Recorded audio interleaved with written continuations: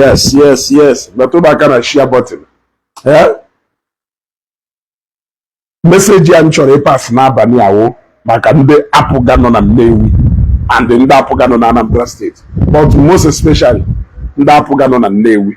Ịghọtago ụmụ ite na oshonu. Ịghọtago ụmụ ite na oshonu. Onwe nwe obere azụ m chọrọ ịtụpe ya unu. Ịghọtara onwe nwe obere azụ m chọrọ ịtụpe ya unu. Achọ nka iwe brief conversation. Ịghọtago ebe na nke m aha atọ ụtọ abịa nye ekwuru ya ka ọ tọọ ụtọ mana eziokwu ife aga na-ekwu. Eziokwu ife aga na-ekwu. I watched the TV interview, radio interview Emelu our mayor na Choice FM. Many things okwulu no in place. Many things okwulu tolo toka sugar. But only one narrative nchọrọ ka ndị Apga nọ na Nnewi North change that mindset. Adama like na nnafọ Daniel Nwaza I greet you. Adama like na nnafọ that mindset na young youth do kaye, including the mayor. There is no way he eji agwa ni ife patalo Apga government will neglect Nnewi for over close to 20 years or over 18 years is because na Nnewi no opposition. What do you mean when you say that na Nnewi no na opposition? I want to understand, because everybody, every Apga member in Nnewi North seems to be speaking this same language. In this 21st century, everybody practice a multi-party system. Democracy ọchịchị onye kwuo uche ye, ọchịchị onye mmadụ onye ọ chọrọ ịtịrị oje kwuru n'azụ ya. We must not have the same political stand, but governance is governance, and then to a civilized society. You wanna go?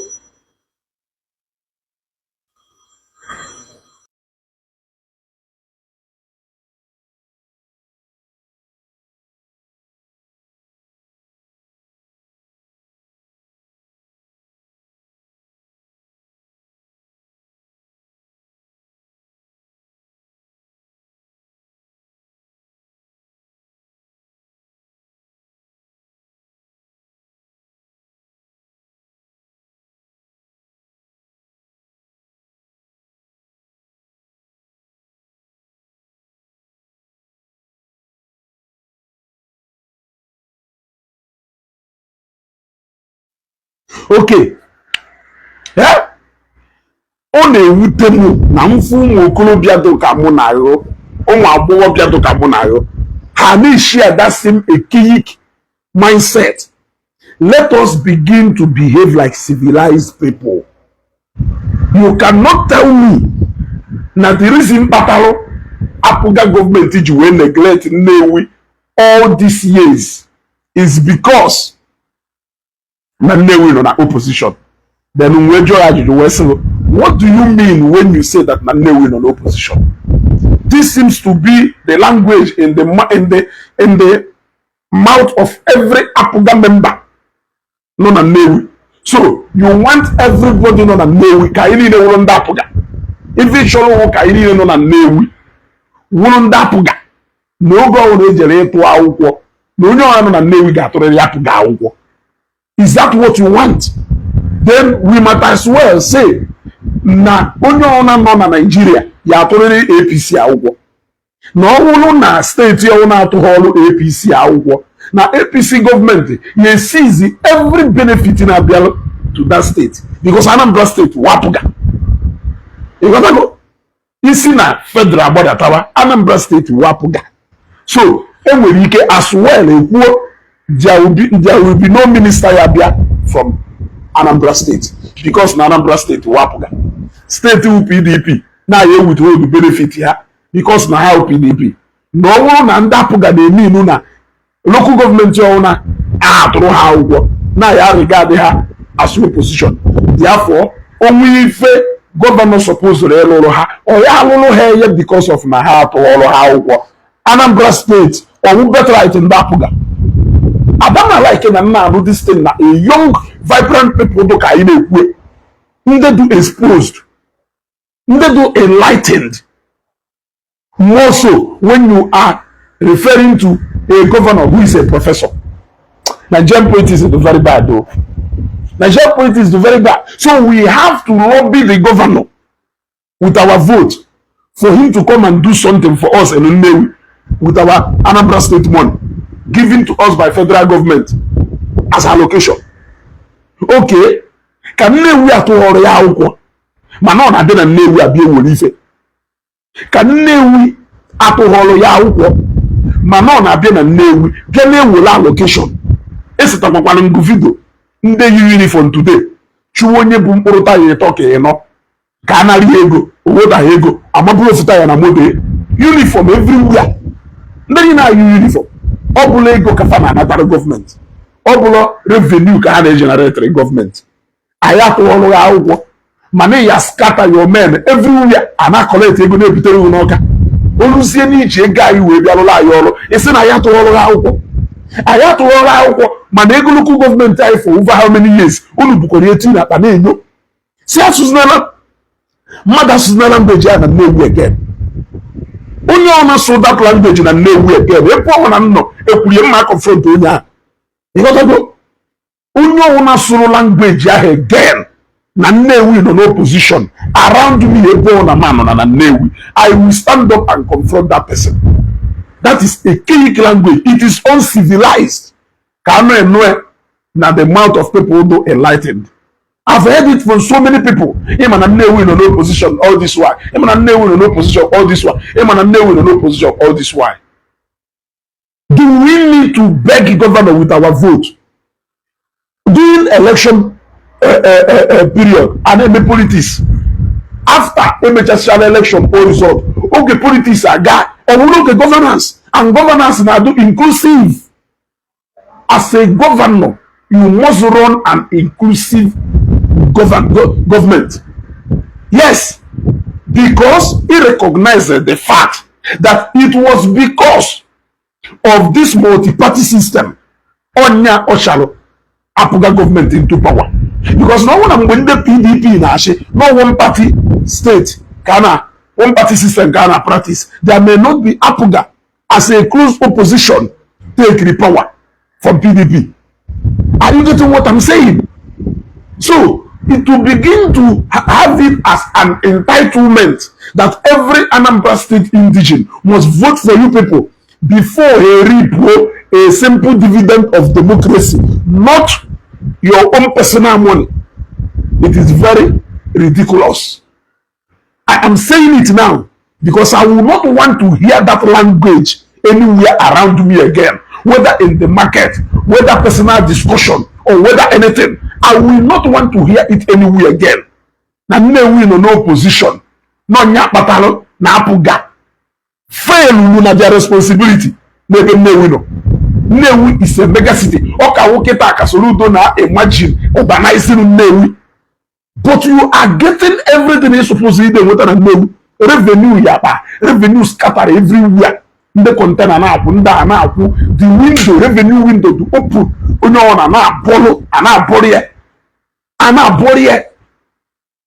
It was if we put out by you, it was a logic. So I had to generate, but I had to reap. On our own is not that a Keyik government. Apple got the lucky. Let me tell you. I repeat again, in the program, Ifeanyi can be anything, but for now, there may never be another Ifeanyi. And the only God who marries no Jew warrior. Obviously, this is the point for Apga. For Apga to prove themselves in the Navy. Otherwise, another Ebubechukwuzo that may come up, maybe Ebubechukwuzo Promas. Apga may not survive the tsunami. Jenu de to where now. So no show no one name. I am that no now. No no. Ebi na-eweta ego ihe edozi ya ọfụma ka mmadụ wee na-apụta ebe a even in the economism where you expect most you put more, where you expect more you put more. Ebubechukwu ụzọ wagon apụ government on his own, federal government on his own, through him ndị Nnewi individually experience ife a na-akpọ government benefit. Even when Apga neglect Nnewi because na anyị na-atụrụ nwa ya akwụkwọ, so obodo nwelu Ebubechukwu ụzọ ka a politician ya eje tụrụ another person akwụkwọ. Ụmụkụzi na-ekwu Ebube nwere onye dụka Ifeanyị, obodo nwere onye dụka Ifeanyị Ụba as an active politician ya eje tụrụ another person akwụkwọ asịgụnụ ifuru n'idiri ime mgbe Ifeanyị Ụba nọ ndụ iji ego steeti wee outdo onye na Nnewi ọkpọzi oku ndị mmadụ asị oo Ifeanyị na-achọ na anwụrụ ọkụ isi ya. Unu ya hapụ obodo anọrụ obodo dụka Nnewi, unu hapụ obodo dụka Nnewi anọ atọwụrụ like that. Aifuzi onye na-emesa Nnewi ofela, aifuzi onye na-eme ọbata n'obodo ọtụkọ obodo enwu n'ọkụ, unu si ya hapụ ya tiri mkpu na-esogharị ụlọ. Ọdụrụ possible ọnwụ ụlọ rụrụ Nnewi ife unu suppose na eruru Nnewi may not even notice the existence of Ifeanyị Ụba, but it is because he took over the responsibility of government empowerment here and there. Family Yaba. We are not talking about his personal lifestyle. We are talking about his life as a political leader. Kagari did mistake his personal lifestyle and his life as a leader. Yes. So, let Apga buckle up on Nnewi. Nnewi North is a local government, no government in Anambra State we want to play with. I don't know why you people even decide to be playing football with Obodo Nnewi. And I'm saying it. You people should buckle up so that there may not be another Ebubechukwu ụzọ. Ono the lucky. Now the shoe Ifeanyị Ụba hapụrụ do so big. Shoe Ifeanyị hapụrụ do so big that inweta ọkpa ya fiti na again ya oye take a long time. Onye ya do willing to sacrifice. Onye ya do willing to come out okwu kasị na nyakwu. Onye ya do willing to nwa atụnampi. Who is going to do that again? There is nobody. Only few people will be ready to pay the price Ebubechukwu ụzọ pay. I'm not saying he is the best. I'm not saying he is the best man. But what I'm saying is that as a town state man, he is somebody obodo una supposed to be where obodo una supposed to abia na obodo na enwe one Ebubechukwu ụzọ or enwe 100 Ebubechukwu ụzọ. Abia nso no nya mekarịcha n'ọrụ na Nnewi. Other people na-emekwa ọfụma. Nnewi nwere ndị mmadụ and anyị nwere ụmụnne anyị, all of them are doing fine. They are all contributing their quota to development of Nnewi. But they may reason kpatara Ebubechukwu ụzọ ji wee Ebubechukwu ụzọ. People are they following them for nothing. Yes. So the onye na-eme mmadụ nwụọ elu ụwa ya na ekwugharị ya. Adam emele like that now. Adam emele like that. He is one man I only encountered once. I keep saying it. I only encountered him once in 2013. And from 2013 to Obosonwolo, I never had one-on-one encounter with him again. But the record is there. You may have other bad things to say, but there are so many good things people want to say.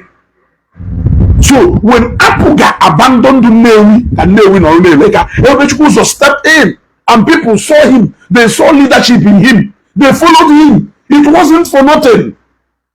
Yes, it wasn't for nothing. There was a time Ebubechukwu ụzọ nọ n'Apga. Kenobo Ifeanyị Ụba si n'Apga wepụ. He was one of the founding members of Apga.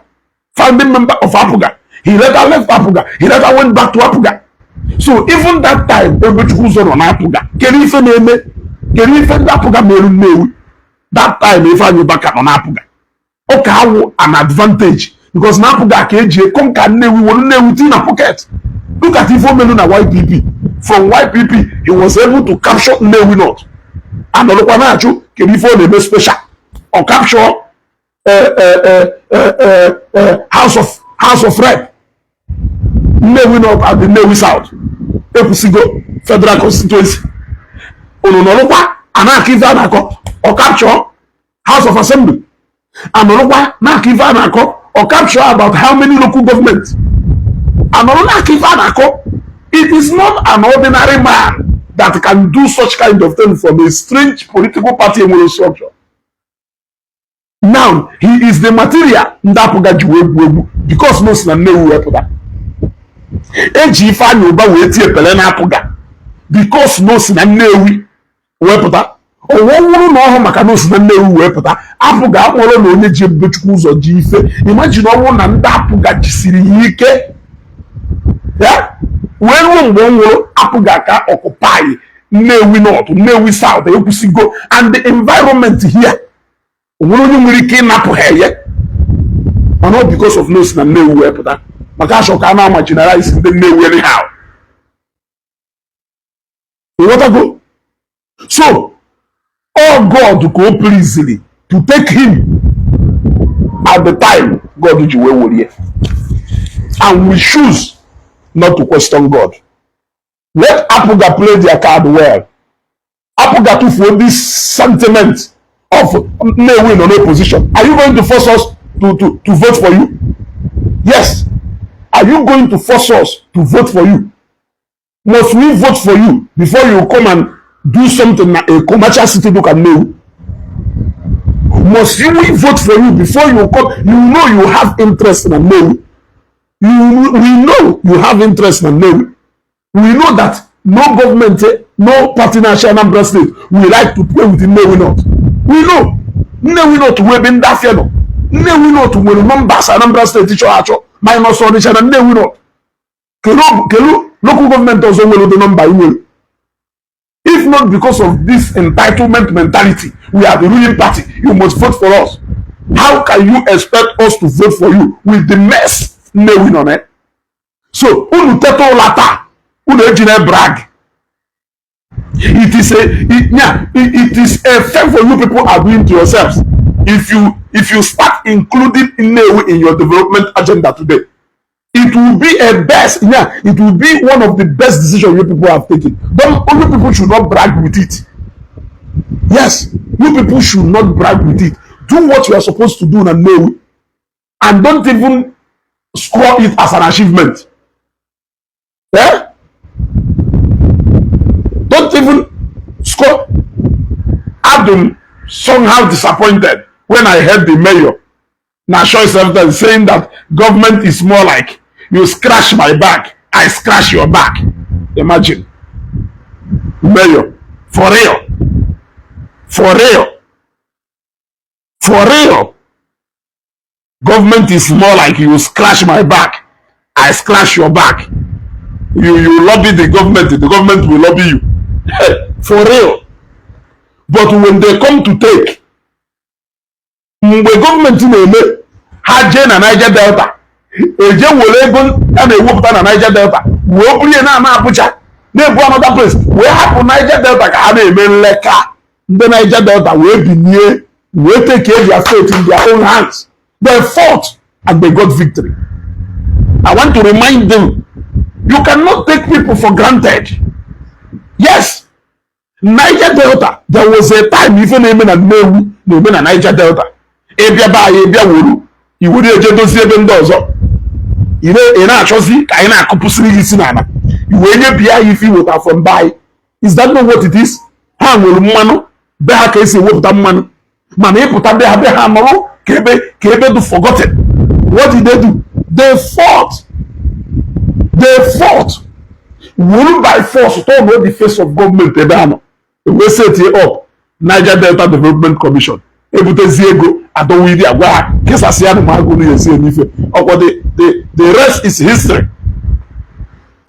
The rest is history.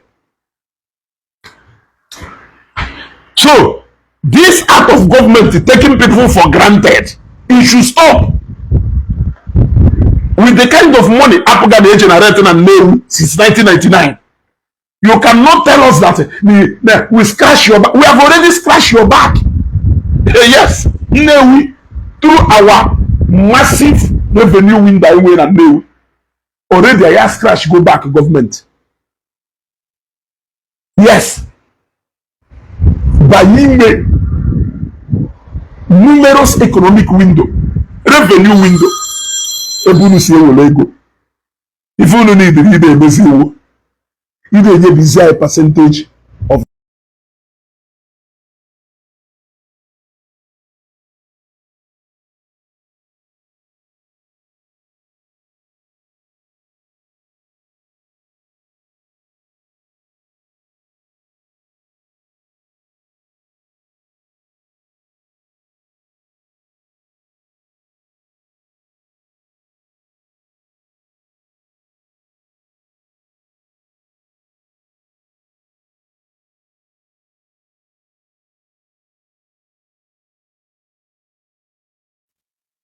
you know that good. So we are lobby goduna scratch our back of government by so many revenue windows. Every government in Abia generate go buy. What else do you want us to do for you? I just say to our Cotironia Shore. I will say get our alpha. Yeah?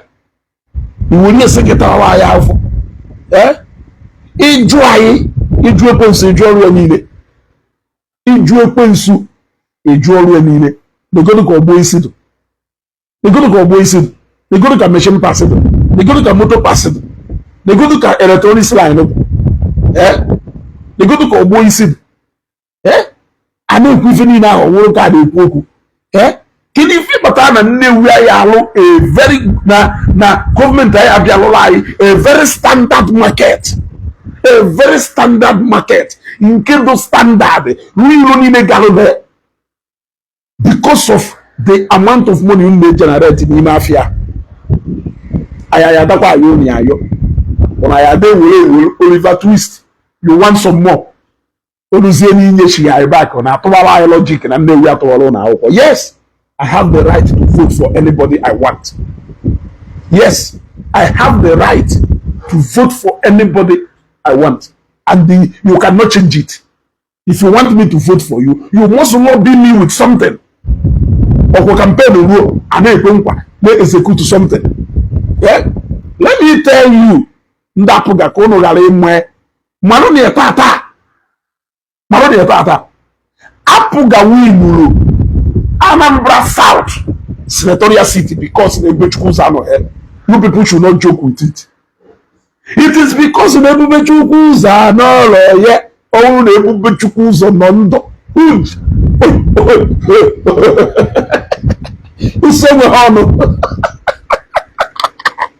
And the show happened to so big. So you people should see it as a kind gesture. Reciprocate accordingly. Now governor of their flag because Africa win. It is a right step in the right direction. He should continue in that manner. He should continue in that manner. Because the truth of the matter is that Apga win the election side there. That is why in the USA Apga should step up their game. So that by the time I win another Igbo, if I easy, Apga to lose in their game, another Igbo will spring up and hijack the system again. If Soludo they make campaign Keta na call no market woman, all because no man Igbo no here, any contender, any major contender, any major opposition. Those only know who they as they know it. No, no, they be choose on under. We no na ballot. Where did the APC ticket? Or we na APC would their gubernatorial ticket in Anambra State. We be choose on Bahaka. Put ya from the quarter. Soludo ya bag, you man, and I know some of God. Oh, you take campaign serious. Original Kono on every choose on the time they call no market woman. Action man, he are that for action. oti okpo na-eti ya na iya na ime anya odo na dimkpa na afọ n'isi ode na ji onye nke ahụ okwu awere onye nke asị awere da manụ si akpata strength ịghọtago amụrụ ịnọrọ na ịkọ na akọ n'ọnọdụ na-eme mitin ịghọtago omecha mitin mmapụta ifu dịka ifu ebube ya ekwechukwu zọra ndị eko ka ifu dị mgbe ifogoro gị n'ihe ozugbo nwoke nwere ebube nwoke gara aka ọ stọpụ emitin etu a ihe mana odike na abụbatara so na ọnwụ wive mmadụ anyị ajụ ajụjụ ọnwụ wee nye apụga a fresh opportunity na Nnewi North, Nnewi South, ekwusigo and this environment ebechukwu gosikoro etu a kechie edewe na okechigo nke a wee na-edewe na pocket onwere onye a ka anata ihe n'ụwa House of Assembly Nnewi North, House of Rep Nnewi North, ekwusigo and Ihiala, right? No, not Ihiala, Nnewi North, Nnewi South, and ekwusigo okechige tinye n'akpa.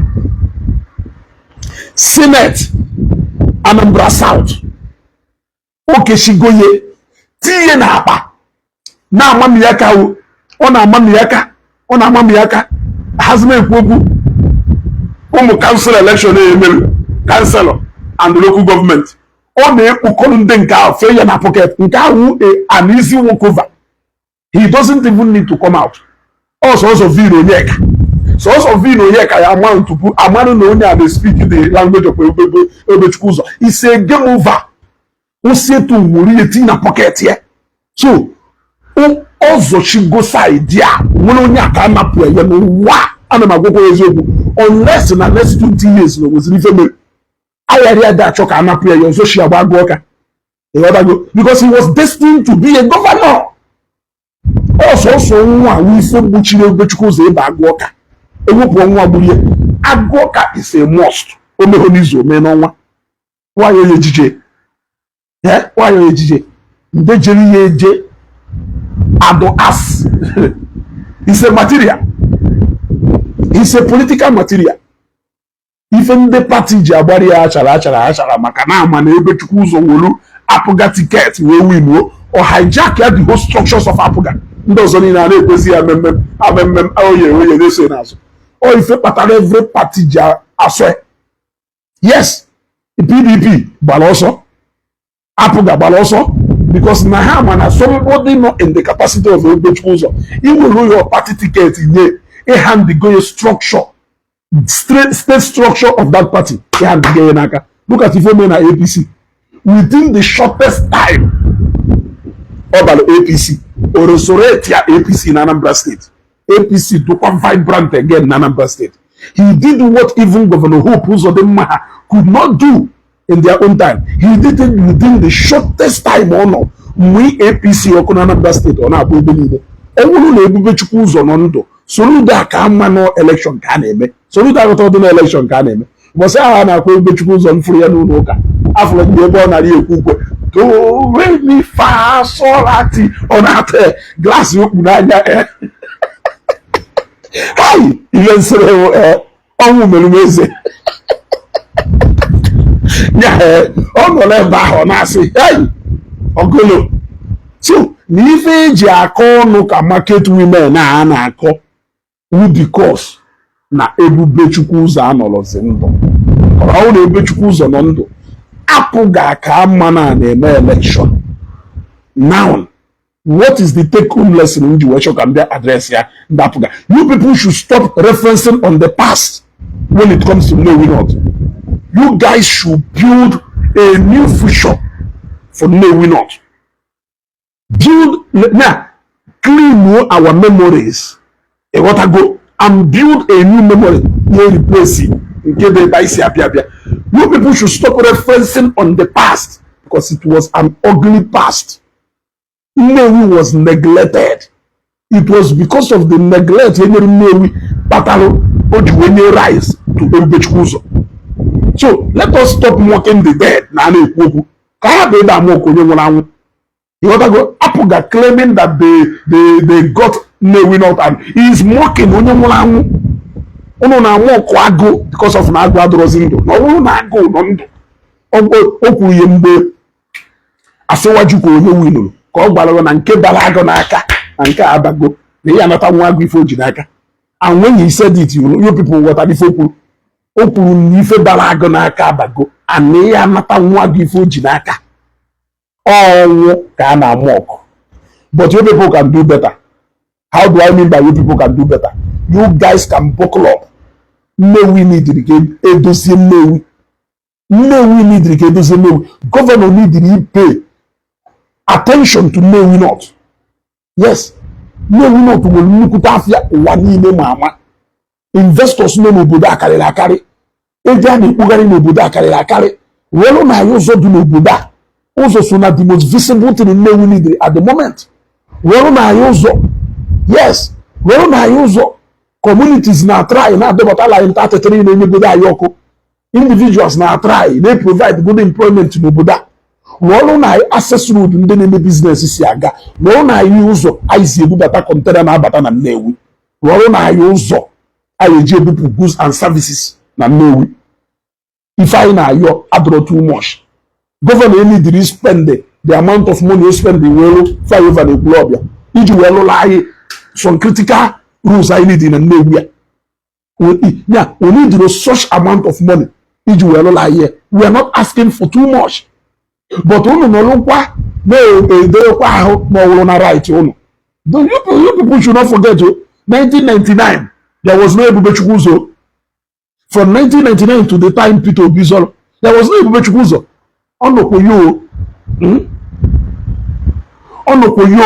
But now Mano now work with the people on the moment. At the moment, I am a time Moju will decide there to get active. Yes, I am a time Moju will decide there to come active in the system. You want to go? So let you people should not relax and sleep, drinking champagne, thinking that the long-awaited battle is over. Another Ebubechukwu may be at the corner warming up, and that one put Hanada stronger than the former. Yes, that one put Onada stronger than the former. Look at what happened during the time of Ikembo Bojuku. Look at what Nnamdi Kanu was able to do without even civil war. Look at it. So you see what I mean now. So don't sit down and enjoy. Drink champagne, relax, thinking that no, he is gone. He may be gone, but another one will be warming up. Apga can only do better. Apga can only do better.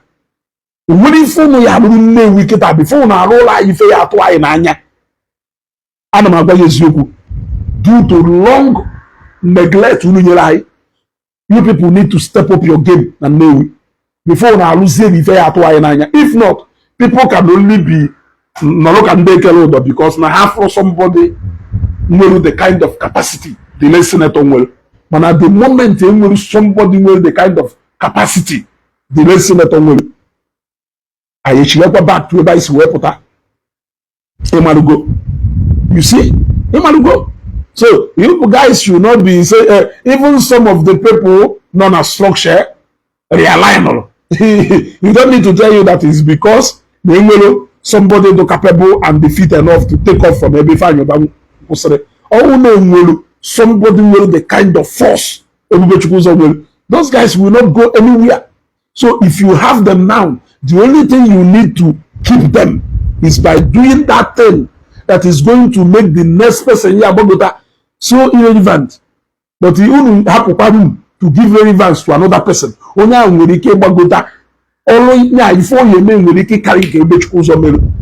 am just saying, Apga should embrace the spirit of reconciliation. Onona approach the Nnewi. You people should try to make the Nnewi to forget where we are coming from. Where we are coming from, I will not hide it away from you people. We are coming from a place into very bad. We are coming from a place into very, very bad. So you guys should not even think, no, governor neglect because na no opposition. What do you mean by na no opposition? What do you mean by nine opposition? Was it not because of that same opposition that made Apga to wrestle power from PDP? Obla, Anamajola Ajuju, Obla because of the same opposition. Batalo, na Apga wrestle power from PDP. And the Apga no Kenya. Another party ready and willing. We also wrestle power from Apga. So sometimes I'm even how they made these political parties. Imagine the PDP can on a center. Aniko, they make a say no hand with Benile. Oh, now bottle PDP afa. Na PDP will keep measure. Who's also how you put that? The kind of arrogance now that with this party made power. Nime. Haneku ka hawuchuku. He fool that no one don't know before Habia. And no one don't know why you take over from them. You want to go? So, one of them and no, unana lie you all. One arrogance the winanko, one spirit of entitlement the winanko. There will never be a time when we are dictating the know who to vote for. Owona Soludo alugonu newi fe to nanya. This coming election, we will vote for him. Not because now force liar force. Not because now mandate liar mandate. Let me tell you, not because now force liar force. Not because now mandate liar mandate. Let me tell you, you can only suppress people to close their mouth temporarily, but not permanently. But there is always a way. There is something you need to learn from the Bechukuzo. If I know a way, you will make it do if you must see reason with him. He has a way. On go rough side though. For people like close, I don't know. But on a way, you will make it do if you will conquer. For as long as no mundo, if you are not, you want to go. Apart from people out the horror, those people who political jobbers, their duty is to eat from anywhere money. He who pays the piper dictates the tune. Everywhere. Those people, they are loyal in all the granite and afia. They are not loyal at all. They are only loyal to the funds and money now for benefit. So those people, there is really nothing you can do. But he was a sensible somebody, a youth. He was able to gather the whole youth of Newi, 90 to 80% of youth, non-Newi. He pocketed them in his pocket. Go for them, the big men. No go before Jiheme. Those masses, that was the system he used. That was the system he used. Igbo na Angola ife ochikoro agwa habia no mukwalifonu ya debe he gathered the youth umuokorobia na umu agbọghọbịa chere ha ncha niile na pocket ya iwuruzukwa ọgaranya na-ekwu ọsị na ekwu mgbe ikwuchara mgboro n'omume. That was the system Ogbuchukwu used. He decided to work direct with the people and not the elite. The same system Ngige used, but all failure. But if the way fail because no they capori name Ngige feel na no shoroka oduzie away with Ndigbo so that he can align himself now with the masses. But the source also will about very wrong. So that's why you will follow Yakata. But if Ayuba decided to turn his back at the elite and he decided to glue himself with the people, Apga can also borrow that from him. Yes. Daddy,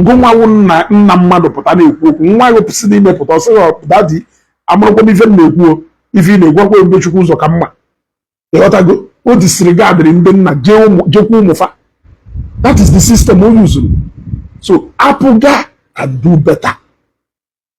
Of course, let me not say that currently, the way and manner they are going about it in terms of work, not impressive. But we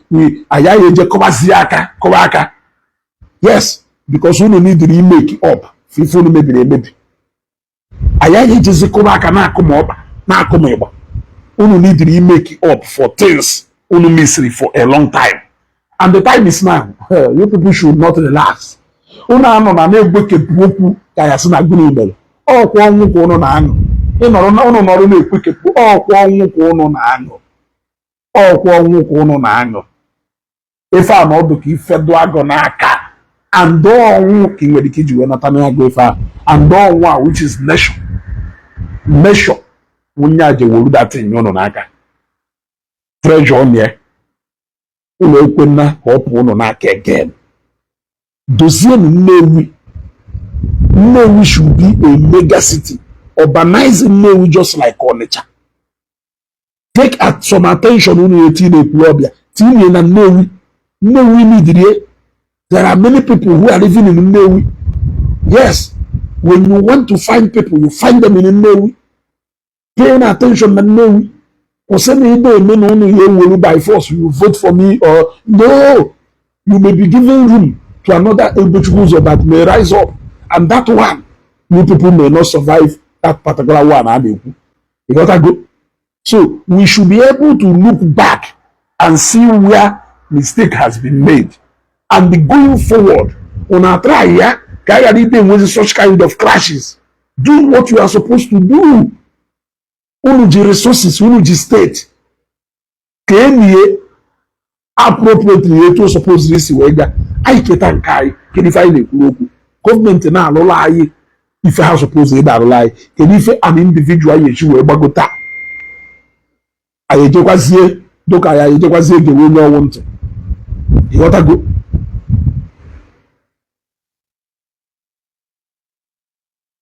You gotta go.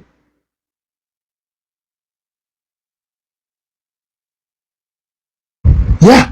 So government now lie if I suppose that lie.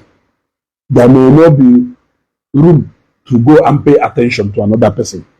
So I just thought I should tell our people this, so Apga should step up their game. Impressively, they are doing so.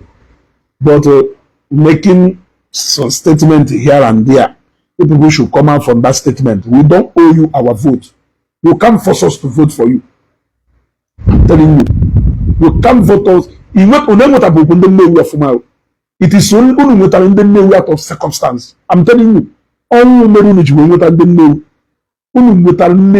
of circumstance. And another strong force. Don't find at the moment. You got to go. So Kunu Gale, I don't go relax. They will heard that it is now a walkover. No. No, out of circumstance. I follow see fire. So the only way you can sustain it and make it permanent is if you do what you are supposed to do for us. I will say, oh, never I will go fake love, never I will go real. Otherwise, on our workers, they be chukuzo. Upon decay, dinner no man of kifeni. Upon no dogu dinner no man of kifeni. Don't go all guy them. A very powerful man. Oh, a other go. He may not be perfect 100%, but the fact remains that now that man is a powerful civilian. So let nobody mock on your one. As we not let Obichuku's legacy, whether good or bad, let it be preserved. But let us move forward. Apga, you guys can do a lot. There are a lot you people can do to work your way into the heart of Ndigbo. It is not Ndigbo that should be patronizing you people. Only are there patronize, yeah. Because I am with information, I am with numbers, I am with resources, in terms of revenue. So what else? Are you prepared? We are ready. Yes, we are ready. Oh, no, don't patronize, yeah. Oh, no, don't reach you. Otherwise, ndị mmadụ ya nọkwa na-pretend enwe ha kwa eni ikuku egosikwa ụnụ si ụnụ dekwa ịghọtago. Lụwarụ na anyị ụzọ dị na Nnewi dozienụ be anyị nwere ife ọzọ anyị na-ekwu ịghọtago. Share this video ka Chineke dozie okwu a. Ịma na ekwu eziokwu ọ na-agbaka na ntị ebe ga-ekwu eziokwu na agbaka na nta so ezi dike dị n'ezi ya na wụrụ na ọnwụọ na ọrụzie na ụdọji agụ. No, there must be people who will always remind us where we are coming from. Mgbe nwetara ọchịchị Nnewi North, Nnewi South and ndị otu because of na apụga unu nwetara ya because na Ifeanyi Uba nwụrụ anwụ.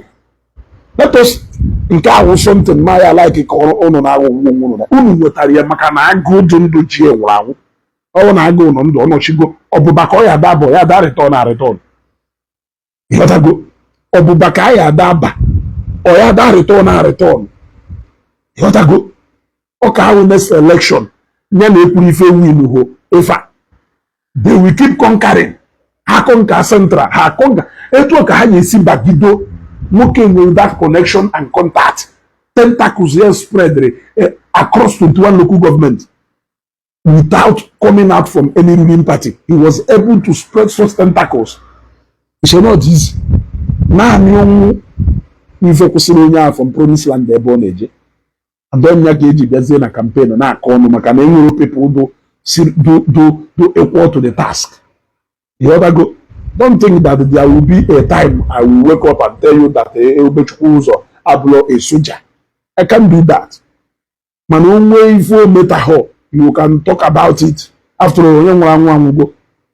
But we cannot say that Noblo a good fighter or a good one. I am very wrong. Caught a kuchani fini noga. Election akadova. Onke governor won't akada to so no one. So Apga happen no one olo. Happen no one olo. Woli ono lokatala ifa ya kobaka. Make no. Muluzini ne diri. Akono bagapol license.